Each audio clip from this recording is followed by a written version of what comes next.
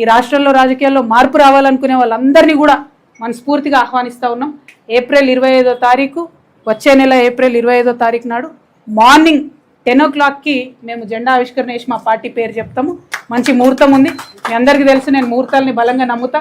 మరి కాలానుగుణంగా పనులు చేస్తే ప్రజలకు కలిసి వస్తుందని నేను బలంగా నమ్ముతున్నా. కాబట్టి ఆ ఉదయం పూట అయినా తీసుకోవడం జరిగింది. ఆ మొత్తం డీటెయిల్స్ అన్నీ కూడా ట్విట్టర్లో, ఫేస్బుక్లో, వాట్సాప్లో మళ్ళీ మీకు లొకేషన్తో సహా. ఆ హాల్ పేరు ఆద్య కన్వెన్షన్, అద్వయ కన్వెన్షన్, మునీరాబాద్. మార్నింగ్ 8 కల్లా మన కార్యకర్తలందరూ చేరుకోవాలి. ఎందుకంటే 8 నుంచి మనం అందరం కొంత మాట ముచ్చట వేసుకొని 10కి ముహూర్తం ఉంటుంది కాబట్టి 10కి లాంచ్ చేసుకుందాం. ఆ మొత్తం 18 ఎకరాల్లో కూడా మరి ప్రాంగణాలు ఎట్లుండాలి, స్టేజ్ ఎట్లుండాలి, మేము మా ప్రాంగణానికి ఎవరి పేరు పెట్టుకుంటాం. ఎందుకంటే మేము జయశంకర్ సార్ని ప్రాణంగా కొలుసుకుంటాం, మీ అందరికీ తెలిసిందే. జయశంకర్ సార్ పెట్టుకుంటాం. ఇంకా చాలా పేర్లు ఉన్నాయి, చాలామందిని గౌరవించేది ఉంది. అవన్నీ కూడా డిసైడ్ చేసి ఈ నెక్స్ట్ 28 days టైంలో మీ అందరికీ కూడా వివరాలు ఇవ్వడం జరుగుతుంది. మా దగ్గర జాగృతి నుండి ప్రతి గ్రామం నుంచి కార్యకర్తలు తరలి రావాలి.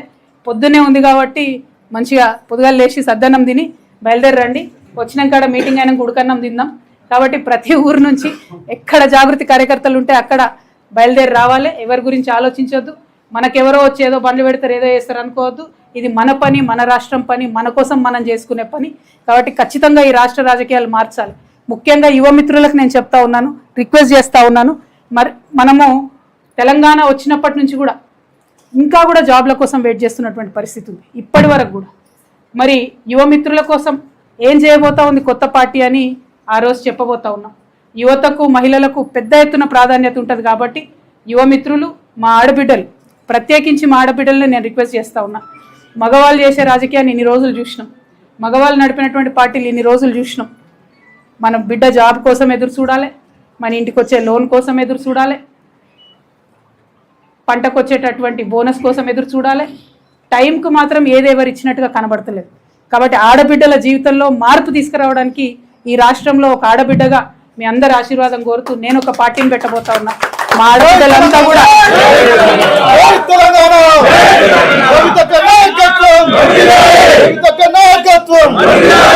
ఆడబిడ్డలంతా కూడా ప్రతి ఊరు నుండి కూడా తరలి రావాలని చెప్పి నేను రిక్వెస్ట్ చేస్తూ ఉన్నాను. ఎందుకంటే జాగృతి నుండి ఎన్ని కార్యక్రమాలు చేసినామో ఆడబిడ్డలకి మీ అందరి దృష్టిలో ఉన్నది. మళ్ళీ కూడా గుర్తు చేసుకుందాం అన్నాడు. నిజమైనటువంటి మార్పు ఎట్లా తీసుకొస్తామో ఖచ్చితంగా ఈ రాష్ట్ర రాజకీయాల్లో చూపించాలి. అదేవిధంగా మా బీసీ బిడ్డలకు మీకు తెలుసు ఎంత కొట్లాడుతున్నామో మనం బీసీ బిల్లు సాధించుకోవడానికి. కాబట్టి బీసీ బిల్లు సాధించుకోవాలంటే స్వచ్ఛమైనటువంటి శక్తులు, నీతి ఉన్నటువంటి శక్తులు, జాగృతి లాంటి శక్తులతోనే సాధ్యమవుతుంది. కాబట్టి ప్రతి ఊరు నుండి బీసీ బిడ్డలు ఆ మీటింగ్కి తరలి రావాలని కోరుతా ఉన్నాను. అట్లానే మా దళిత బిడ్డలు అనేక కార్యక్రమాలు చేసినాం. ఎక్కడ ఆకృత్యాలు జరిగితే అక్కడ వచ్చి మీ వెంట నిలబడ్డాం. రాజ్యాంగంలో మనకున్నటువంటి హక్కుల్ని పరిరక్షించుకొని ఆత్మగౌరవంతో కూడినటువంటి అభివృద్ధి రావాలని మీకోసం పాటుపడుతూ అసెంబ్లీలో అంబేద్కర్ గారి విగ్రహాన్ని పెట్టాలని కొట్లాడినటువంటి ఏకైక సంస్థ జాగృతి. మరి ఆ సంస్థ ఇవాళ పార్టీగా మారబోతా ఉంది. కాబట్టి ప్రతి గ్రామం నుంచి దళిత బిడ్డలు తరలి రావాలని కోరుతా ఉన్నాను. ఎస్టీ బిడ్డలు ఎవరైతే ఉన్నారో, ప్రధానంగా మా లంబాడ బిడ్డలు, మీకు తెలుసు మొన్న మనం హాతీరామ్ మఠంని కాపాడడంతో మొదలు పెట్టుకుంటే అనేక కార్యక్రమాలు చేసుకున్నాం. మరి మా లంబాడ బిడ్డలు ప్రతి తండా నుంచి తరలి రావాలని కోరుతా ఉన్నాం. మా ఆదివాసీ బిడ్డలు ఉన్నారు. ఎరకల నాంచారమ్మని ఎవరు గుర్తు చేయలేదు. కొమరం భీం విగ్రహాన్ని పెట్టాలని ఉద్యమ కాలంలో పోతే అరెస్ట్ అయినటువంటి వ్యక్తిగా ఇవాళ నేను మిమ్మల్ని కోరుతా ఉన్నాను. సమ్మక్క సారలమ్మల రాజ్యం తీసుకురావాలని ఆరాటపడేటటువంటి వ్యక్తిగా మిమ్మల్ని కోరుతా ఉన్నాను. ప్రతి గూడెం నుంచి, ప్రతి తండా నుంచి, ప్రతి చెంచుపెంట నుంచి ఆ రోజు మీటింగ్కి తరలి రావాల్సిందిగా అందరినీ కోరుతా ఉన్నాను. ముఖ్యంగా మా మైనారిటీ सोदरन अब सबसे मैं गुजारिश कर रही हूँ, तेलंगाना के आने से पहले जब जिद्दोजहद चल रहा था तेलंगाना का, उस समय हमने बहुत वादे सुने कि तेलंगाना आते ही हमारी ज़िंदगी पूरी बदल जाएगी, तेलंगाना आते ही ये हो जाएगा, वो हो जाएगा, फलक उतर के नीचे आ जाएगा, ऐसे बहुत सारे बातें हमें बताए गए। लेकिन 12 साल हुआ तेलंगाना आने के बाद, कुछ भी नहीं हुआ। इसीलिए हमारे माइनॉरिटी भाइयों से मैं रिक्वेस्ट करती हूँ, खासकर हमारे माइनॉरिटी बहनों से मैं रिक्वेस्ट करती हूँ, अब बड़े तादाद में इस मीटिंग में आइए। एक नई पार्टी जो तेलंगाना में बनने वाली है, वो माइनॉरिटी की, माइनॉरिटी मुस्लिम की आवाज़ बन के गूंजने वाली ये पार्टी है। आप ज़रूर ये जलसे में शामिल हुई, हमारी हिम्मत अफजाई कीजिए और जो हमें माइनॉरिटीज़ के लिए करना चाहिए उस पर भी हमें बताइए। మైనారిటీ క్రిస్టియన్ సోదరులు ఉన్నారు, వారి కోసం ప్రత్యేకంగా వింగ్ పెట్టినటువంటి ఏకైక పార్టీ తెలంగాణ, ఏకైక సంస్థ తెలంగాణ జాగృతి సంస్థ. ఫ్యూచర్లో పార్టీలో కూడా క్రిస్టియన్స్కి అంతే ఇంపార్టెన్స్ ఉంటుంది. కాబట్టి ప్రతి చర్చ్ నుండి మరి తరలి రావాలి మా క్రిస్టియన్ సోదరులు ఆ సభకు అని చెప్పి నేను మనస్ఫూర్తిగా కోరుతా ఉన్నా. సిక్ సోదరులు తక్కువ సంఖ్యలో ఉంటారు, కానీ ఏ ఆర్గనైజేషన్ కూడా వాళ్ళకి సపరేట్గా ఒక వింగ్ పెట్టరు. తెలంగాణ జాగృతి మాత్రం పెట్టింది, పనిచేస్తున్నది సిక్కు సోదరుల కోసం. కాబట్టి వారిని కూడా తరలి రావాలని కోరుతా ఉన్నా. ఇవన్నీ ఒక ఎత్తు అయితే మీకు తెలుసు నాకు శ్రామికులు అంటే ఎంత ఇష్టమో, సింగరేణి సంస్థను అభివృద్ధి చేసుకోవడానికి ఎంత తపన పడ్డానో, సింగరేణి బిడ్డలు పెద్ద ఎత్తున ప్రతి ఏరియా నుంచి ఆ సభకు తరలి రావాలని రిక్వెస్ట్ చేస్తున్నాం. అనేకమైన కార్మిక సంఘాలు, ముఖ్యంగా మా ఆశా వర్కర్లు, మా అంగన్వాడీ ఆడబిడ్డలు, మా విఓఏలు, మా ఆర్పీలు, మా ఆర్ఎంపీలు, మా పిఎంపీలు అందరితో కూడా నేను కలిసి పనిచేసిన, అందరి బావు కోసం పనిచేసిన, మా అవుట్సోర్సింగ్ మిత్రుల కోసం కూడా రేపు పనిచేయబోతా ఉన్నాం, మా కాంట్రాక్ట్ ఎంప్లాయీస్ కోసం కూడా పనిచేయబోతా ఉన్నాం.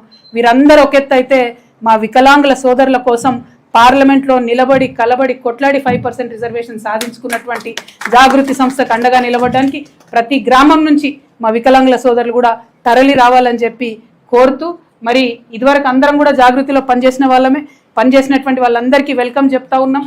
పనిచేయని వాళ్ళు కలిసి పనిచేయాలనుకున్న వాళ్ళందరికీ కూడా వెల్కమ్ చెప్తున్నాం. ఈ రాష్ట్రం కోసం, రాష్ట్ర భవిష్యత్తు కోసం ఏ ప్రణాళికలు అయితే చాలా మంది జాగృతిలో ఇంటర్నల్గా 50 కమిటీలు వేసి రూపొందించిన ప్రణాళికలు ఉన్నాయి, చాలా మంది మేధావులతోని, ఇంటర్నేషనల్ మేధావులతోని రూపొందించినటువంటి ప్రణాళికలు ఉన్నాయి. అవన్నీ కూడా పెద్ద ఎత్తున ఆ రోజు చెప్పడం జరుగుతుంది. కాబట్టి మీరందరూ కూడా తరలి రావాలని కోరుతూ, ఈ రాష్ట్రంలో ఉన్న రైతన్నల పక్షాన కొట్లాడుతున్నాం, రైతు బిడ్డలందరూ రావాలని చెప్పి కోరుతా ఉన్నాం. ఇట్లా ఏ సెక్షన్ అని కాదు, మమ్మల్ని ఆశీర్వదించడానికి రావాలని కోరుతూ, మరి ఇంకొక మాట, ఏ ఫోన్ నెంబర్కి అయితే వాట్సాప్ చేయాలో అవంతా కూడా మేము ఫేస్బుక్లో, ట్విట్టర్లో అన్నిట్లో కూడా పెట్టడం జరుగుతుంది. మీ అందరితో ఒకటే రిక్వెస్ట్, రాష్ట్రంలో కొత్త రాజకీయ పార్టీ వస్తే ఏ అంశాల మీద మేము పనిచేయాలనేటటువంటి విషయాన్ని కూడా దయచేసి యువమిత్రులు, మహిళలు, బుద్ధిజీవులు, మేధావులు మాకు తెలియజేయాలని చెప్పి కూడా మేము కోరుతా ఉన్నాం. మేము చాలామందిని కలిసి మేము ఈ ప్రయత్నం చేసినాం. అయినప్పటికీ ఏదైనా చిన్న విషయం, అంశం మిస్ అయి ఉంటాం. కాబట్టి మీ అందరి దగ్గర కూడా మేము ఫీడ్బ్యాక్ తీసుకోవడానికి ఒక వాట్సాప్ నెంబర్ కూడా సపరేట్గా ఇవ్వబోతా ఉన్నాం. దానికి మెసేజ్ చేయొచ్చు, ఈమెయిల్ కూడా చేయొచ్చు అని చెప్పి మిమ్మల్ని అందరినీ నేను రిక్వెస్ట్ చేస్తున్నా.